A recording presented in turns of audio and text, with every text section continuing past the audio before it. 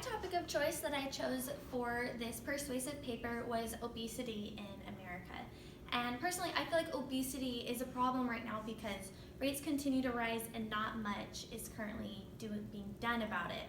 So I'm going to go over a couple things that can lead to obesity, or that obesity can lead to. So these three factors I went over in my paper are cancers and heart disease, depression, and sleep apnea. So I feel like these are life-threatening diseases that people should be aware of so that they can try to prevent obesity so they don't lead to those diseases. So in my paper, I went over heart disease and cancer, and many who are obese unfortunately stay obese and they have a higher likelihood of developing all of these heart diseases and cancers.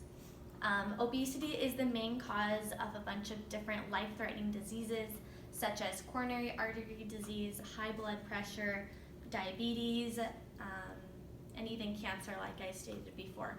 My second point I discussed in my paper was going over depression. So the CDC stated that 43% of those who have depression are also obese, and so that's a contributing factor. Obesity and depression have a bidirectional relationship, meaning that each of those factors contribute to the other. So if you're obese, then you're more likely to have depression. If you're depressed, you're more likely to suffer from obesity. So they have that relationship. The other factor I went over in my paper was sleep apnea. And sleep apnea can also be caused by obesity.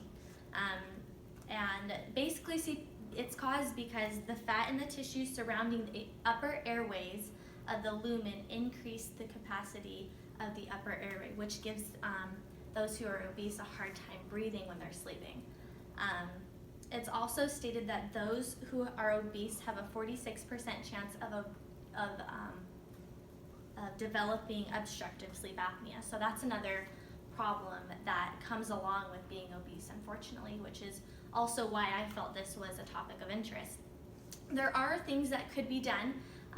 There are things like focusing on small habit changes, as well as being a role model to those around you. You can also reduce your screen time, so you're more active, you're more outside, and consuming less sugary beverages.